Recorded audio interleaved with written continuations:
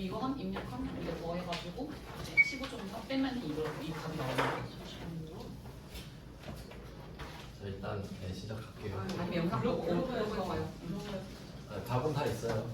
일단 이해하는 게 중요해요. 그러니까 말하는 거 이해하고 답은 다 올려놨으니까. 그래서 지금 법인세 중간해납으로 넘어왔는데요. 75번 보시면 법인세 납부액은 자산 계정으로 처리할 것 이 말 있잖아요. 그러니까 이 말은 그어버리세요. 법인세 납부액은 자산 계정으로 처리할 것 이 말을 그어버리세요. 왜냐하면 이 말이 있든 없든 사실은 안 바뀌니까. 무슨 말인지 아시겠나요?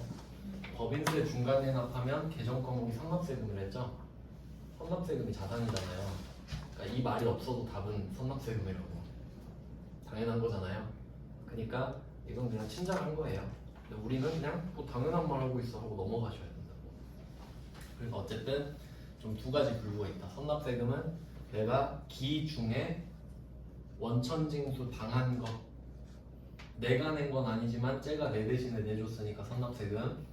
그리고 중간해납세금은 내 발로 가서 낸 거죠. 이것도 당연히 선납세금. 근데 어쨌든 우리 입장에서는 그냥 선납세금 마일리지다 이 정도로 생각을 하시면 돼요.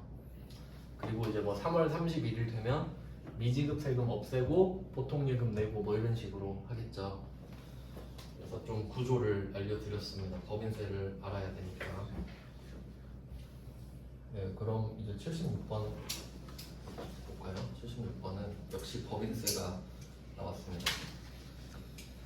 장사는 당해 연도 결산을 하면서 법인세 2천만 원을 확정하였다. 이건 엄밀히 따지면 회계상 법인세인데 지방소득세 포함 이렇게 돼 있죠. 근데 이것도 당연한 말이에요. 왜냐면 여러분은 당연히 지방세도 내셔야 되죠. 당연한 말입니다. 그 다음에 이자 수익에 대한 원천징수세 50만 원 있죠. 이걸 또 해석하셔야 돼요. 이자 수익이죠. 그럼 받아야 되는데 원천징수세액이 발생했다는 소리는 그만큼 못 받았다 이 말이죠. 그럼 지금 이 문제가 종합 문제거든요. 법인세 2천만 원을 확정했어. 그럼 제가 지금 방금 한 거 있죠. 요거 이야기하는 거거든요. 여기 이 왁구 그대로 금액만 바꿔볼게요.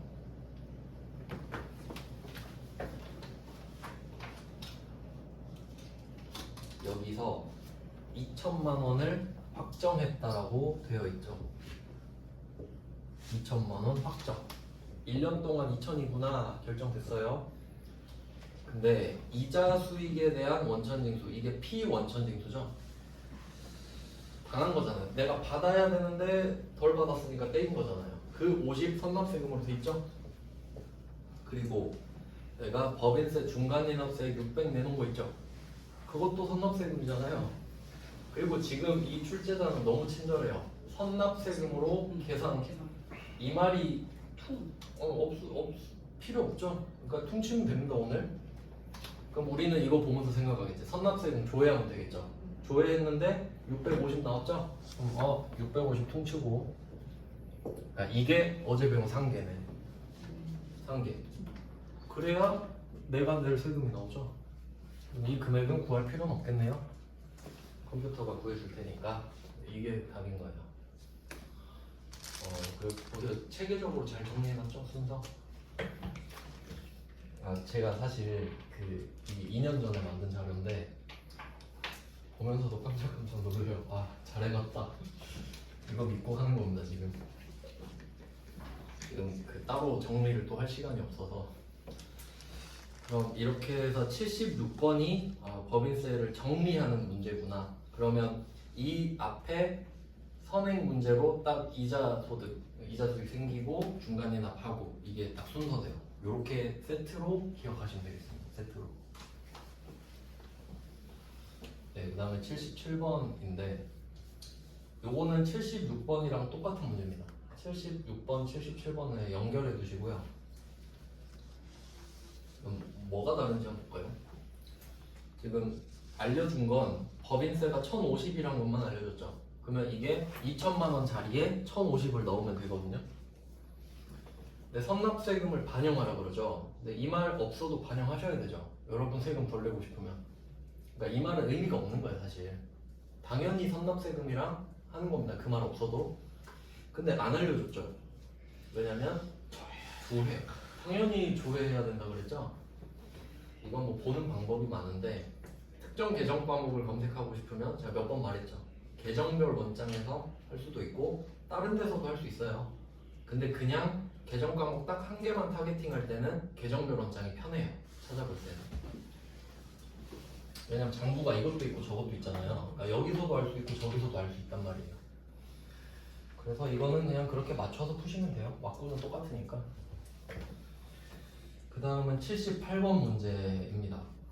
요거는 세무 1급인데 그래도 한번 좀 참고하시면 좋을 것 같아요. 여러분이 시험 볼 땐 안 나오지만 뭘 하라고 하는지 이 문제 진짜 좀 중요한 건데 한번 볼게요. 지금 78번 법인세 총 부담세액 1,000만 원 써있죠? 이거 1,000만 원이에요 여기 1,000만 원. 지방소득 1,100이네요. 지방소득세까지 합치면 1,100 이렇게 쓰는 겁니다. 자 그리고 선납세금 찾아야 되죠. 근데 보니까 예수금도 있네요. 그럼 이게 무슨 말인지 한번 볼게요. 지금 예수금으로 써있는 거 비고에 보시면 12월 근로소득 원천징수도 써있죠. 우리 회사 임직원들 월급 주면서 내가 삥 뜯어 놓은 거 있죠 지금. 그럼 이게 직원들 대신에 내주려고 세금을 갖고 있는 거잖아요. 그럼 내 법인세랑 상관관계를 찾아볼까요?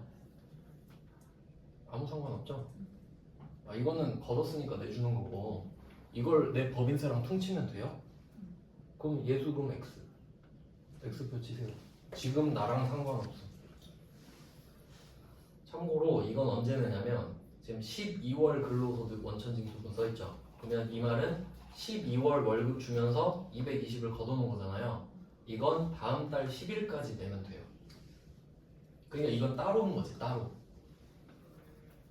그러니까 이거 왜 주는지 아시겠죠? 그냥 뭐 현혹 자료입니다. 그냥 아무 상관없어요 지금. 우리 눈에 보여야 되는 건 선납세금이지. 그럼 선납세금 합쳐볼까요? 400, 140, 14만원. 아까 말씀드렸죠. 세무 1급에서는 세무서랑 지방이랑 나눈다고. 근데 어쨌든 우리 입장에서 선납세금이 합쳐서 554만원 이렇게 되죠. 그럼 이걸 554만원 넣어야죠. 그럼 이 문제에서 숫자는 차변은 1100이고요. 지방세도 내야 되니까. 그리고 퉁칠 선납세금을 보니까 554만원 이렇게 되겠죠. 결국 같은 걸 하고 있는데 포맷만 다르게 주는 겁니다. 근데 어차피 선납세금 보니까 두 개밖에 없죠. 이자소득 원천징수분, 법인세 승권 이거밖에 없으니까.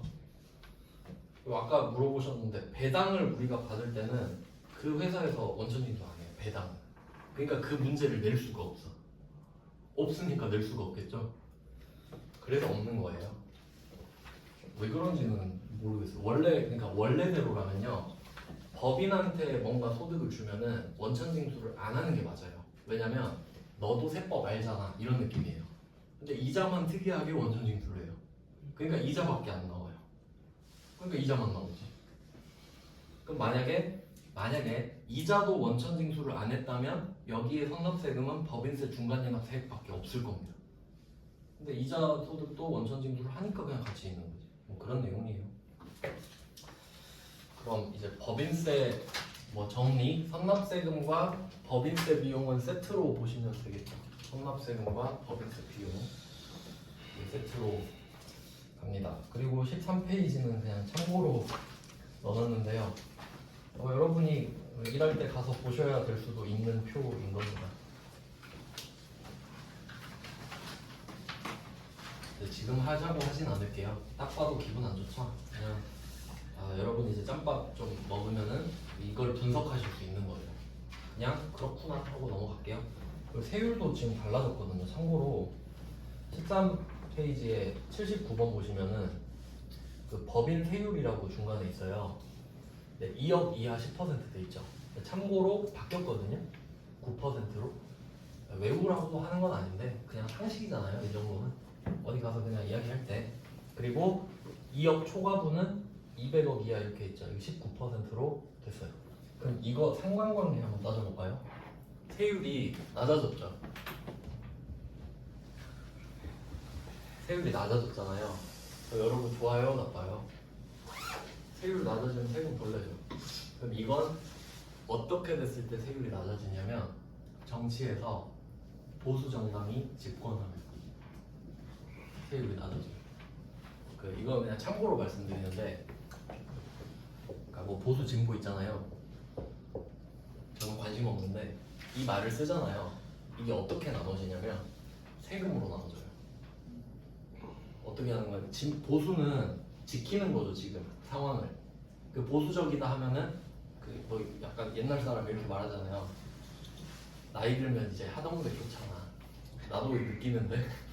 그럼 진보는 앞으로 걸어 나가는 거죠. 그럼 뭐냐면 보수는 잘 살던 사람은 그냥 계속 잘 살고 못 살던 사람은 그냥 계속 못 살자 이거예요. 그게 보수야. 그럼 어떻게 해야 돼요? 세율을 낮춰야 돼. 그럼 진보는 뭐예요? 앞으로 나가자 이 말은 부자들한테 세금을 걷어서 가난한 사람들 나눠주자, 이게 진보예요. 근데 보수잖아요 지금? 그럼 어떻게 하겠어요? 세율 낮춰서 부자들 좋으라. 이게 신자유주의예요. 뭐 그런 내용이 있어요. 제 세금 공부할 때 배웠던 거예요. 뭐 그런 내용입니다. 그럼 정권 바뀌면 세율도 올릴 수 있는 거예요. 자, 이제 다음 이제 드디어 당좌자산이 끝났군요. 하나 끝냈다. 하나. 근데 이제 가속도가 붙을 겁니다. 왜냐면 당좌자산을 배웠다라는 건 형식적인 사실이고, 여러분은 당좌자산을 하면서 회계의 원리를 지금 깨달았거든요. 그러니까 앞으로는 거의 한 거 또 하네, 한 거 또 하네 이런 느낌으로 가속도가 좀 많이 붙어요. 그러니까 이제 저도 그냥 대충 해도 여러분 대충 알아듣는 거예요. 그런가 한번 볼게요. 과연 그렇게 될 것인가. 그럼 이제 정리 또 한번 해야 되죠. 우리가 어디까지 지금 왔는가.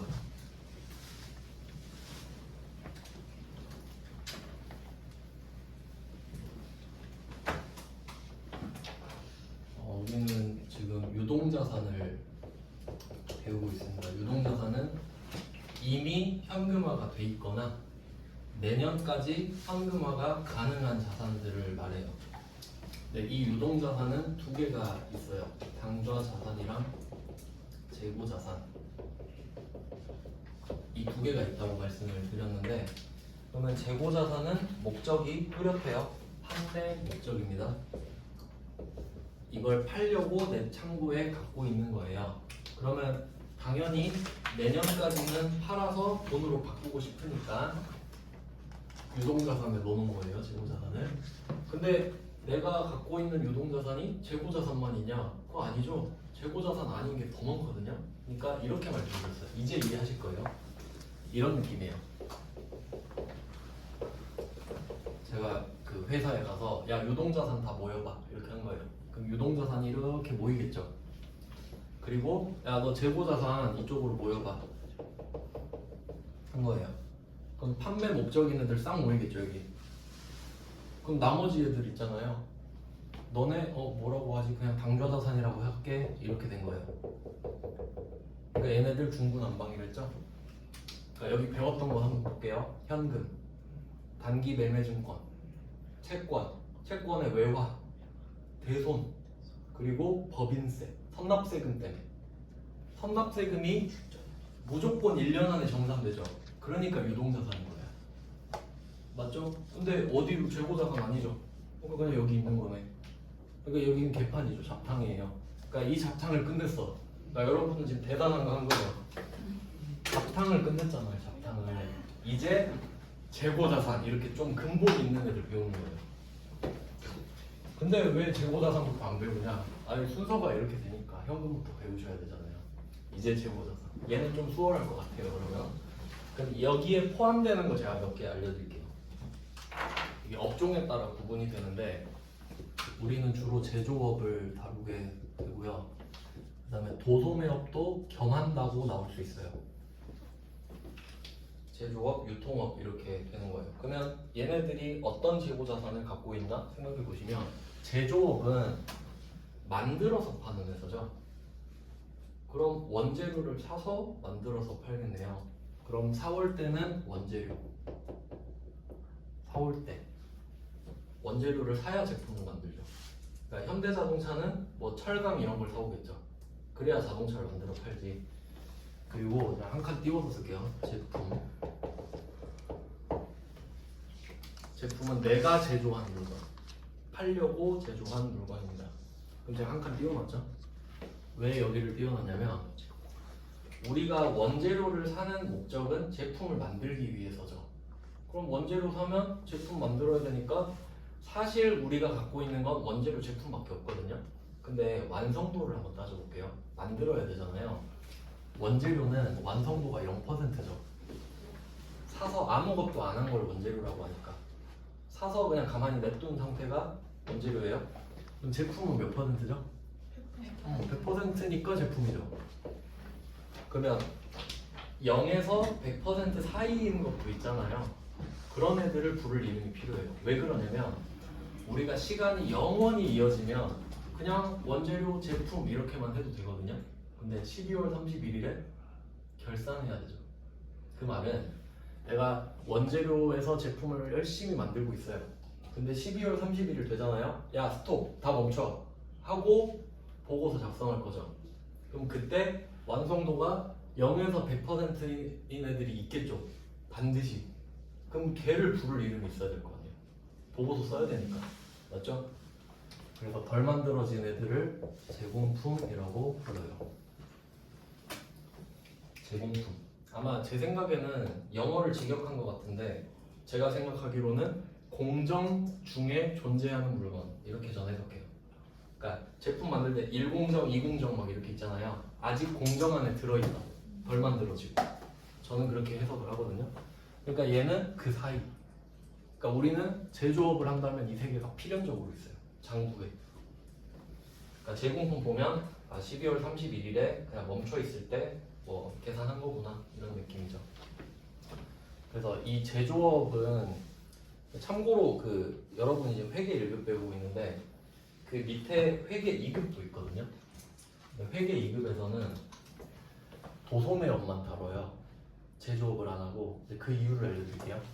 그러면 도소매업은 물건을 만들어 파는 회사가 아니죠. 사서 파는 거죠. 100원에 사서 더 비싸게 120원에 팔고 그런 회사인데 그럼 그런 회사들은 제품을 가질 수가 없습니다. 내가 만든 물건만 제품이라고 그러거든요. 그럼 이 말은 이 제조업이 제품을 만들었죠. 근데 이 도소매업이 이거를 사올 수 있잖아요. 그러면 이 제조업은 제품 매출이라고 불러요. 제품을 팔았으니까. 근데 얘는 이걸 사올 때 상품이라고 불러. 팔려고 사왔으니까. 계정 과목은 Y라고 그러죠. Y. 너 그거 왜 샀어? 그러니까 똑같은 갤럭시여도 삼성전자는 제품 매출이라 쓰죠. 근데 전자랜드는 상품이라 쓰죠. 왓이 아니니까 갤럭시라고 안 쓴다 이거예요. 자 그러면 얘는 사올 때 상품이겠네. 상품만 사오죠. 원재료를 살 일이 없잖아요. 그럼 이렇게 생각하실 수도 있어요. 원재료를 사다가 파는 회사일 수도 있잖아요. 이렇게 생각하실 수 있죠. 그럼 걔는 상품이죠. 팔려고 사왔잖아. 그럼 나한테는 원재료가 아닌 거잖아요. 그러니까 이렇게 상대적인 거라고. 아시겠죠? 이거 구분하는 거 진짜 중요해요. 자 그러면 얘는 중간 과정이 없이 이걸 팔면 그냥 상품 매출. 끝입니다. 상품 사와서 상품 매출. 그래서 이게 어떻게 이어지냐면요. 제조업은 사올 때 원재료 사오겠죠. 도소매업은 사올 때 상품 사오겠죠. 그러면 이 두 개만 매입이라고 불러요. 맨날 사오는 거니까. 얘 둘만 매입이에요.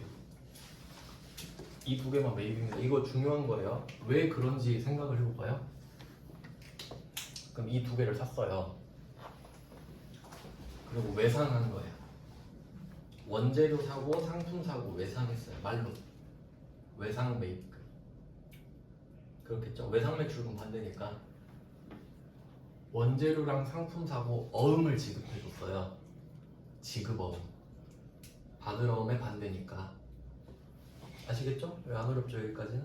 근데 내가 원재료 상품 말고 다른 걸 산 거예요. 내가 타고 다닐 자동차를 샀어요. 외상으로. 미지급금. 매입이 아니니까. 사던 거 산 게 아니니까. 그래서 제가 맨날 그거 하지 않았어요. 토지 사고 어음 주면 미지급금이다.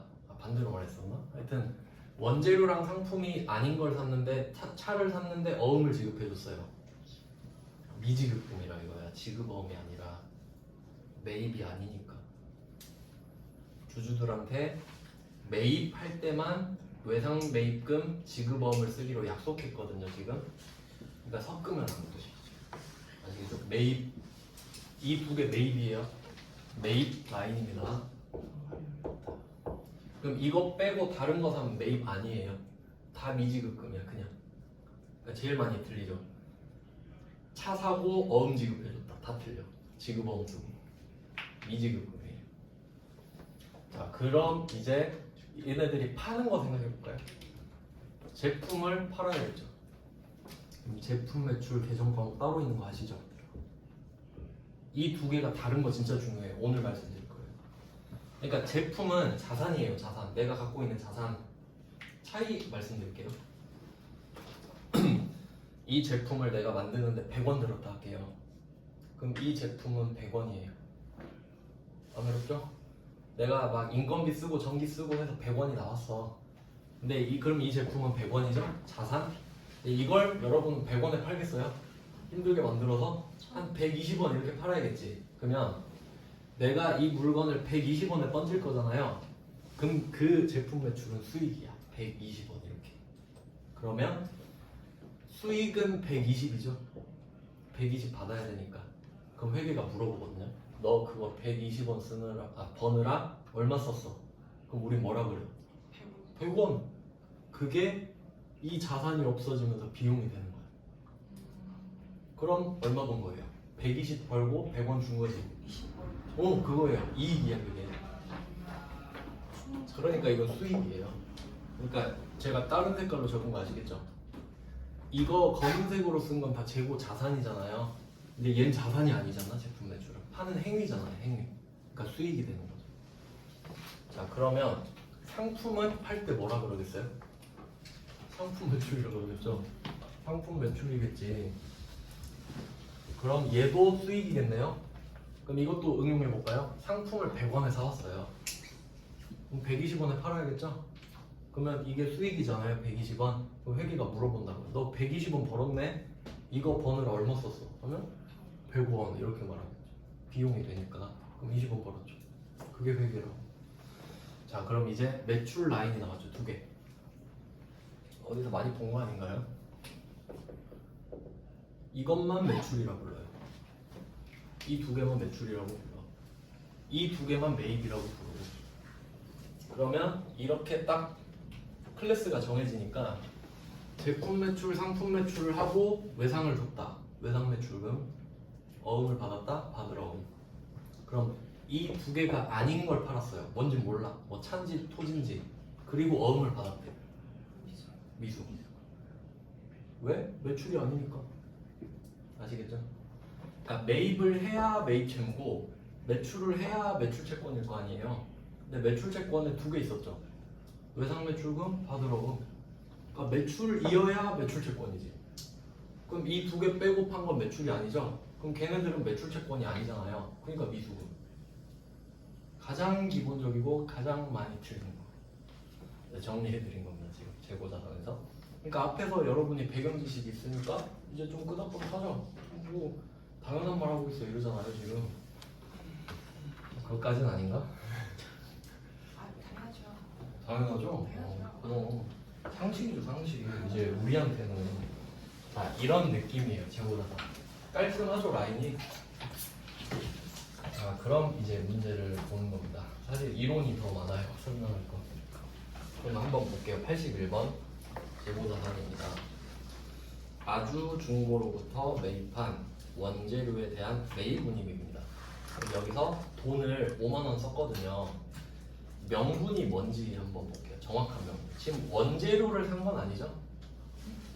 매입 운임입니다. 지금 내가 5만 원을 주는 이유는 그리고 생각을 해보는 거예요.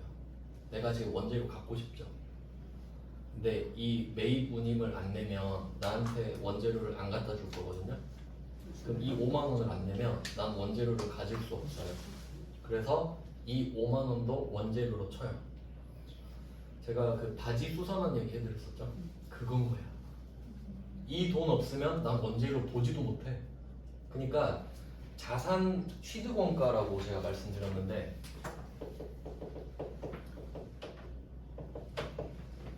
이제 개념을 다시 정리해 봅시다. 우리는 지금 자산을 배우고 있잖아요. 그러면 여러분이 가진 자산들이 있죠. 뭐 옷이나 뭐 휴대폰 이런 것들 이걸 취득을 하셨으니까 갖고 있는 거거든요. 맞죠? 그러면 이 취득의 형태 제가 두 개 있다 말씀드렸는데 첫 번째 매입, 두 번째 제조거든요. 여러분 갖고 있는 물건 있잖아요. 샀거나 만들었어요 다.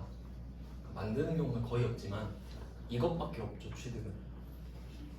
그래서 재고 자산에 대한 취득원가란 얘기를 하잖아요. 그럼 어떻게 되냐면 원재료에 대한 취득원가 얘기를 하잖아요. 그럼 매입원가예요. 원재료를 만들 수 있어요 우리가? 사와야 되죠 원재료를. 그럼 제공품에 대한 취득원가 해볼까요? 지금 만들다 말았죠. 그럼 제조원가지. 제품은요? 제품의 취득원가는 제조원가야. 제품 매입원가 하면 말이 안 되는 거예요. 그럼 상품을 내가 갖고 있어요.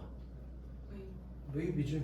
사온 걸 상품이라고 하니까. 그러니까 너무 당연하게 정해지는 거예요. 막 외우는 게 아니라 생각해보니 그렇네 이런 느낌이지. 원재료랑 상품은 사올 수밖에 없고 제공품이랑 제품은 만들 수밖에 없잖아요. 근데 어쨌든 취득한 거 맞죠? 그러니까 이걸 싸잡아서 취득원가 이렇게 되는 거예요. 그럼 결론은 여러분이 갖고 있는 자산은 취득하셨죠? 이 두 가지 형태로. 그럼 그때 쓴 돈을 취득원가라고 해요. 안 어렵죠? 근데 이걸 조금 더 디테일하게 가면은 내가 원하는 자산이 있잖아요. 제가 바지 말씀드렸죠? 내가 바지를 사는 이유가 딱 맞는 바지를 입고 싶잖아요. 그럼 바지값, 택배비, 수선비 이 자산이 내가 원하는 상태가 될 때까지 들어간 돈을 다 더하는 거예요. 그래서 원재료를 살 때 들어가는 운임비도 더하는 이유 아시겠죠? 내가 이거 안 내면 원재료 구경도 못 하는데. 그러니까 얘는 원재료, 내가 원재료를 원하는 건 내 눈앞의 원재료죠. 그러니까 더하는 거예요. 그래서 계정 과목이 원재료예요. 답은 간단하죠? 답 적을까요? 원재료 5만원 현금 맞아요? 네, 현금.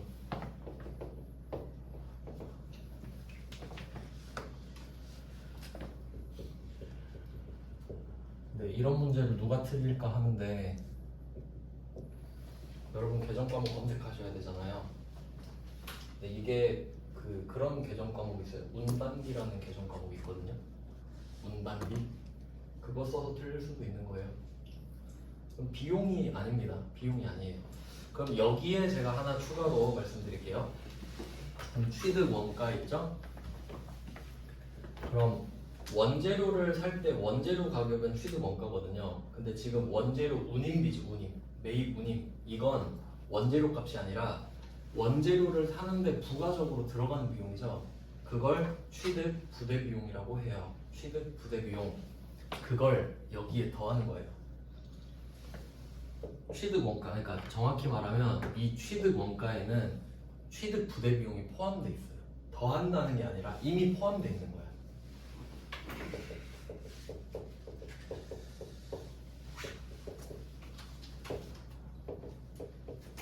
이게 중요한 겁니다. 회계에서. 이 취득 원가에는 이미 취득 부대 비용이 들어있다. 그럼 간단한 문제를 한번 내볼게요. 지금 운임비 5만원 들었죠?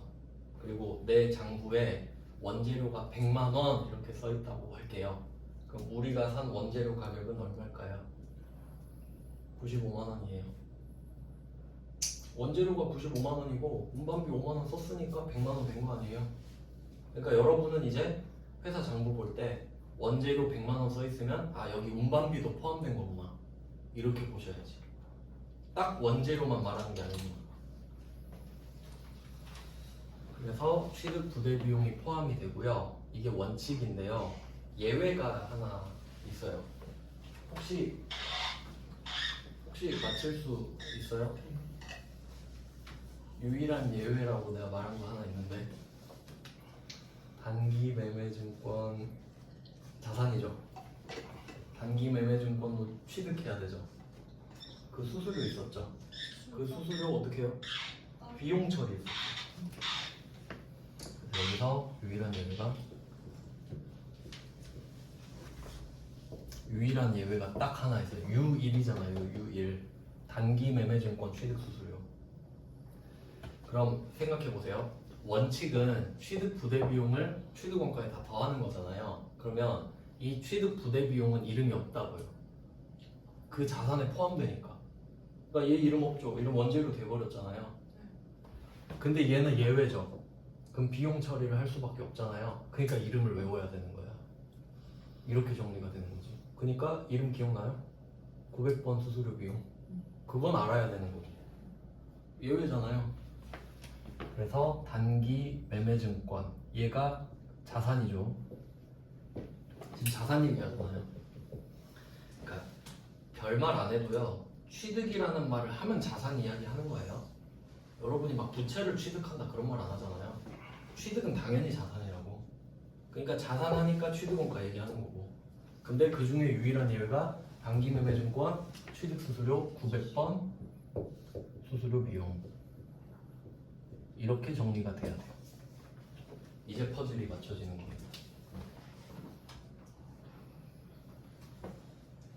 여기까지 이제 정리되셨죠? 그리고 이제 의문을 한번 가져볼게요. 저는 사실 옛날에 처음에 회계 배울 때 이게 납득이 안 갔었어요. 그래서 교수님이랑 물어보고 설전하고 그랬는데 학점 틀어먹고 막 그랬거든요. 이걸 날 이해시켜줘 이랬거든요, 교수한테. 이해를 못 시키더라고요. 그래서 싸웠어요. 그런 기억이 있는데 이젠 전 알아요. 그래서 여러분한테 알려주려고. 근데 저는요, 이 원칙이 있고 예외가 있잖아요. 나는 예외가 더 와닿는 거야. 아니 이 수수료는 쓰고 버리는 거 아니냐, 왜 더합니까? 나 이렇게 물어본 거야.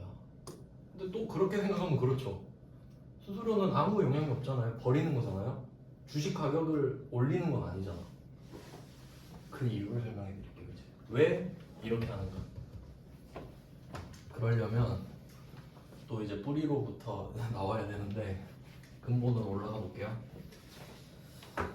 제가 하나 빠뜨린 게 있는데 지금 설명드릴게요. 우리가 물건 팔고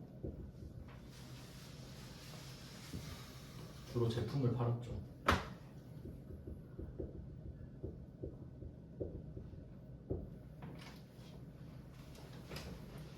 그리고 뭐 외상매 줄금 이렇게 해볼게요.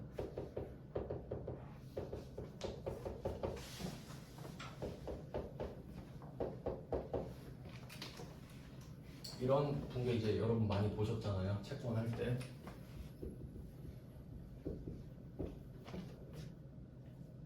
근데 아마 여러분 지금 좀 약간 회계에 물들어가지고 이게 이상해 보이지 않을 거거든요. 뭐 안 이상하죠? 그게 익숙해졌다는 소리거든요. 근데 원래 이상해야 돼요. 왜냐면 지금 돈 받았나요? 안 받았죠? 근데 적고 있지. 그게 이상한 거예요. 그럼 가계부 생각해 볼까요, 여러분? 가계부 뭐 그냥 용돈기 입장이랑 똑같아요.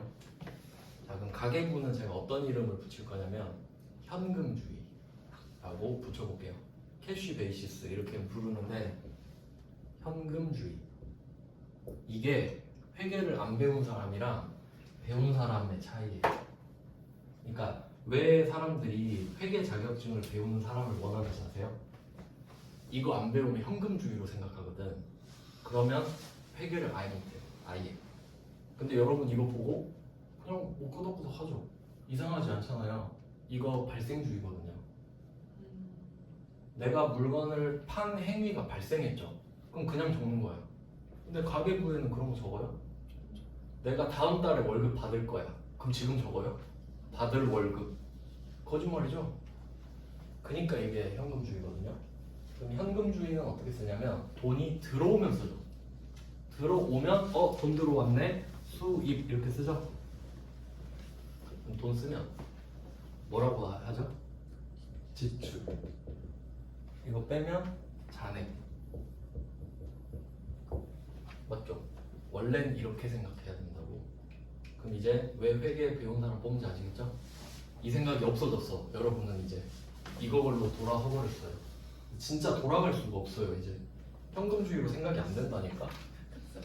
그래서 자격증을 딴 사람을 필요한 거예요. 그럼 이제 회계로 가볼게요. 우리 그러니까 이 가계부는 제가 처음에 단식부기라고 말씀드렸거든요. 그리고 우리가 하는 회계는 복식부기. 이제 회계로 왔어요. 발생주의예요. 그럼 한번 생각해 보세요. 우리가 이 돈을 받았어요? 안 받았죠? 근데 받을 것 같죠? 발생했으니까. 수익이잖아요. 수입과 수익은 아예 다른 거예요. 아예 다른 겁니다. 둘은 몰라요. 그리고 수익 짝꿍 뭐 있죠? 비용이 있잖아요. 그러니까 이제 돌아서 버렸잖아. 이제 결과 뭐죠? 순서. 이익이 자산 빼기 부채가 순자가. 아, 헷갈렸어. 헷갈릴 수 있어요. 그렇게 한번 틀려야 확 뇌리에 박혀요. 차이 아시겠어요? 얘는 발생주의예요. 차이 발생했잖아요. 그럼 그냥 써요. 근데 여러분 이제 이렇게 돼버렸다고. 그래서 차이를 일단 알려드렸고요. 우리는 이걸 쓰지 않는다. 일단 됐죠? 그럼 이제 회계에서는 수익과 비용을 쓰는 거잖아요. 그리고 또 원칙이 하나 있는데 둘을 묶어라 이런 게 있어요. 그러니까 회계는 발생주의를 쓰고 이거 수익과 비용을 쓰세요라고 했잖아요. 그리고 하나 더 붙인 거야. 수익과 비용을 반드시 같이 쓰세요. 그래서 그걸 원칙을 수익 비용 대응의 원칙이라고 해요.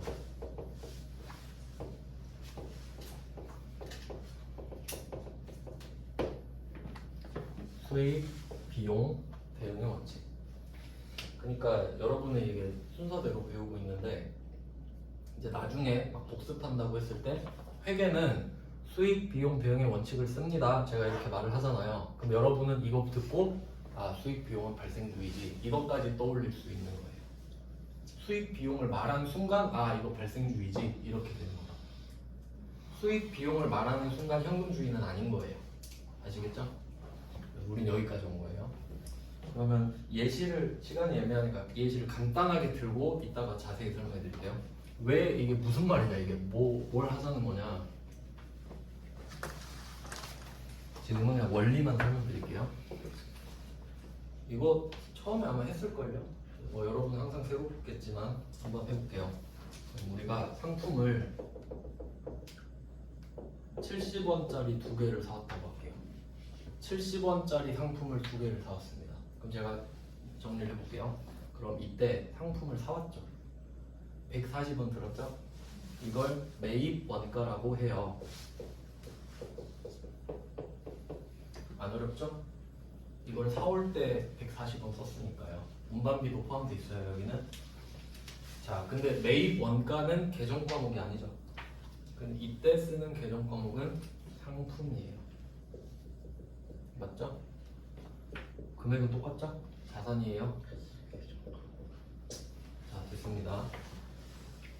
자산으로 했어요. 그리고 2개를 사왔는데 올해 이 우리 회계 기간 단기에 한 개만 판 겁니다. 한 개만. 100원에 팔았어요. 70원에 사왔으니까 돈 벌려면 100원에 팔아야겠죠. 한 개를 팔았어요. 상품을 지금 이건 플러스라고 써보고 마이너스라고 써볼게요. 어떻게 써야 되지? 이건 2개로 써야 되는데 따로. 그러면 이거 포맷을 모르겠네. 이렇게 그냥 써야겠다. 그럼 이게 상품을 70원짜리를 주면서 100원을 받을 거잖아요. 그럼 우리는 100원을 받을 거예요. 근데 그 대가로 얼마를 줘야 돼요? 70원짜리 하나를 줘야 되죠. 그러니까 이게 2개로 가야 되거든요. 팔 때는. 이런 상황이에요. 그럼 한 개를 팔았습니다. 그럼 얘를 어떻게 할 거냐? 그럼 이때 매출액이 얼마죠? 100원. 한 개 100원에 팔았으니까 너 얼마 벌었어? 하면 100원 이렇게 하죠. 얼마에 팔았어? 하면 100원에 팔았어. 이렇게 말을 해요. 그리고 계정 과목은 상품 매출이겠죠. 그러니까 이건 우리가 검은색은 일상적으로 쓰는 말. 매입 원가 얼마야? 하면 140원. 계정 과목은 상품이야. 이게 구분이 돼야 된다고. 우리는 이게 계속 왔다 갔다 해야 돼요. 그냥 자연스럽게. 그러니까 회계가 기업의 언어다 이 말 들어보셨어요? 그러니까 우린 계속 이거 번역하는 거야. 순간적으로 계속. 그럼 이건 계정 과목이 상품 매출이죠. 수익이죠. 그리고 이제 생각을 하는 거예요. 얼마 썼냐? 70원짜리 자산을 주죠. 70원짜리 자산이 주면 우리는 70원의 자산이 감소하는 거죠. 그러니까 그게 비용이에요. 순자산 감소하니까. 그럼 이때 매출액이 수익이잖아요. 너 이 매출액 100원 때문에 얼마 쓴 거야? 라고 하면 우리는 그냥 70원 이렇게 말하면 되죠. 매출액을 위해 쓴 돈이 매출 원가예요. 원가가 쓴 돈이니까. 매입할 때 쓴 돈은 매입 원가죠. 근데 매출할 때 쓴 돈이 얼마야 하니까 매출 원가. 이렇게 돼요. 100원 버는 얼마 썼냐고? 근데 얘는 계정 과목이 똑같죠. 상품 매출 원가. 이렇게 돼요. 똑같은 것도 있었죠? 현금도 똑같잖아요. 그럼 얘는 매출 원가. 성격이 뭐겠어요? 수익 짝꿍이니까 비용일 거 아니야. 둘이 같이 왔죠. 수익 비용 대응 이거예요. 70원 비용 이렇게 되는 거거든요. 대충 느낌이 오세요? 그럼 이제 설명드려 볼게요. 여기까지 하고 싶게요. 상품 자산이에요. 그럼 이제 제가 아까 의문을 가졌던 거 생각해 볼게요. 그러니까 자산으로 처리하느냐에 대한 문제거든요. 그럼 이게 140원을 쓴 거잖아요. 그럼 비용 처리를 할 수도 있는 거죠. 140원이 없어졌다며. 그럼 140원 순자산 준 거잖아요. 그럼 비용으로 하는 것도 틀리진 않거든요. 맞죠? 돈이 없어졌으니까. 근데 왜 비용으로 안 하냐 이야기를 하는 거예요. 아니 좀 더 구체적인 이야기를 해드릴게요. 얘 때문이 아니라 얘 때문이에요. 이걸 하고 싶은 거예요. 그러니까 한 개를 팔면 수익이 생기는 건 아시겠죠? 그때 물어보고 싶은 거야. 얼마 썼는지. 그러면 만약에 이때 비용 처리를 해버리잖아요. 무슨 일이 생기는지 볼게요. 그러니까 예를 들어서 이 두 개가 지금 같은 해에 일어났다고 했는데 얘를 비용 처리를 해버리면요. 처음에 이거 할 때 마이너스 140이 돼버리죠. 일단. 그리고 두 개를 다 팔면 좋은데 한 개만 팔았죠. 그럼 이때 사올 때 비용 처리를 미리 해버리면 팔 때는 수익만 잡을 거 아니에요. 또 잡진 않을 거 아니야. 그러면 플러스 100되죠. 얼마 남은 거예요? 마이너스 40 돼버리잖아요. 이게 맞냐 이거야. 뭔가 이상하죠. 그러니까 여기서 포인트는 사올 때 비용을 잡지 말아라 해요. 자산으로 해라가 아니야. 사올 때 자산으로 하세요 그게 아니라 팔 때 비용 처리하세요 이 말이거든요. 그럼 팔 때 비용 처리하려면 살 때 비용 처리를 하면 안 돼. 그래서 방법이 자산밖에 없는 거예요. 자산 바꾸기로 쳐버리는 거야. 내가 140을 쓴 거 맞잖아요. 상품 사올 때. 근데 이거를 140을 썼다가 아니라 140이라는 자산을 준 대신에 140이라는 상품을 그냥 바꾼 걸로 하자. 왜냐면 비용을 잡으면 안 돼서 그래요. 왜? 수익이 나올 때 같이 나와줘야 되니까. 그러니까 회계는 수익이 생겨야 야 너 비용 말해봐. 이때 비용을 물어본다고요. 그러니까 수익 비용 되는지. 그럼 이렇게 하면 어떤 장점이 있나 볼게요. 이게 지금 방금 비용 처리했을 때죠. 그럼 이렇게 한다고 하면 사올 때 아무것도 없죠. 자산 빼기 자산 플러스니까 비용 수익 아무것도 없죠.